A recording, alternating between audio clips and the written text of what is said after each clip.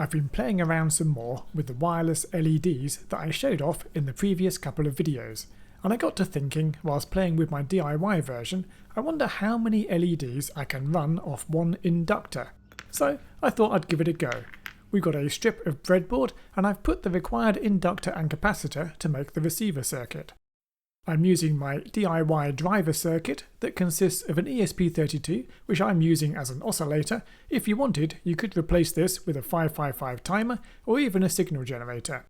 We've got the driver for the MOSFET and we've got the actual MOSFET. This switches our LC tank circuit to ground. You can watch the previous video on the DIY version that should have appeared up in the right for full details. The inductor in our tank circuit is this coil of wire. The LC circuit is driven at around 217 kHz, which is the resonant frequency of the inductor and the standard capacitor value that I've chosen to match it.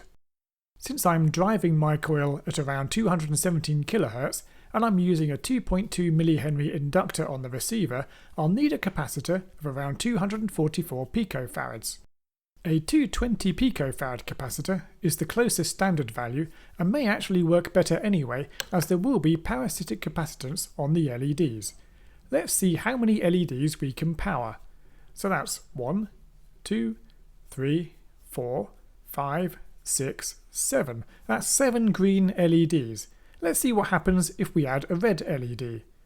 It lights up, but all the green LEDs have turned off. What's going on?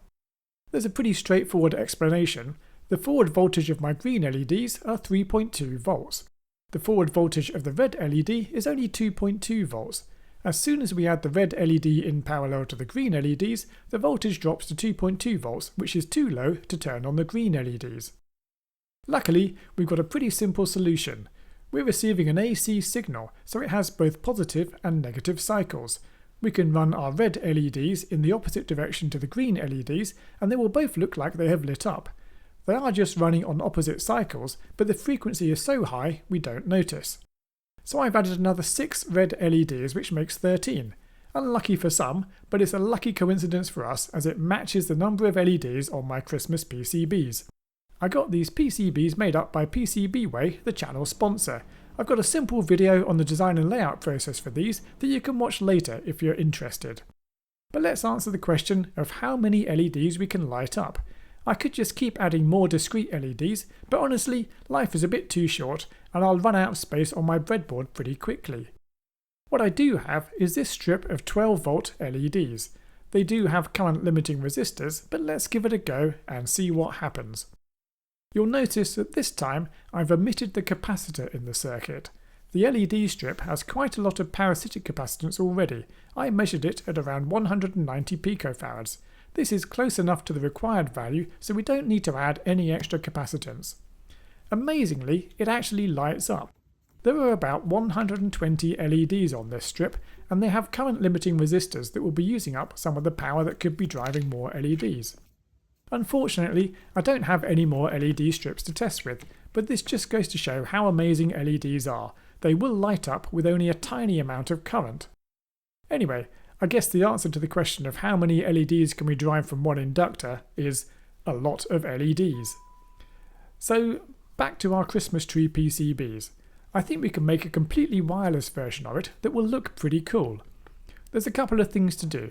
We aren't going to need any current limiting resistors. We'll be driving the LEDs directly from the receiver circuit, so I'm going to bridge over the resistors with some bits of wire. We also need to make sure we put the green LEDs in the opposite direction to the red LEDs.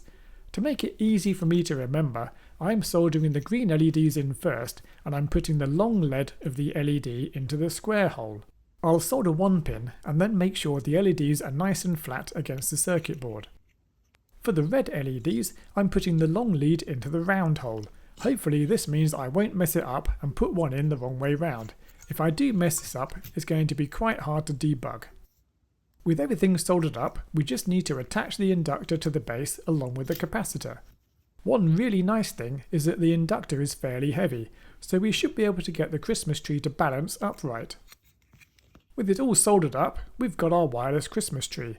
It's surprisingly bright and it works really well. In fact, it works so well I made another one. Pretty soon I'll have a forest of glowing Christmas trees. I've linked to the previous 2 videos on wireless LEDs that go into more detail on how they work and how you can make your own, but I think for now this might be enough for wireless LEDs. Though who knows, I might get some more inspiration before Christmas comes.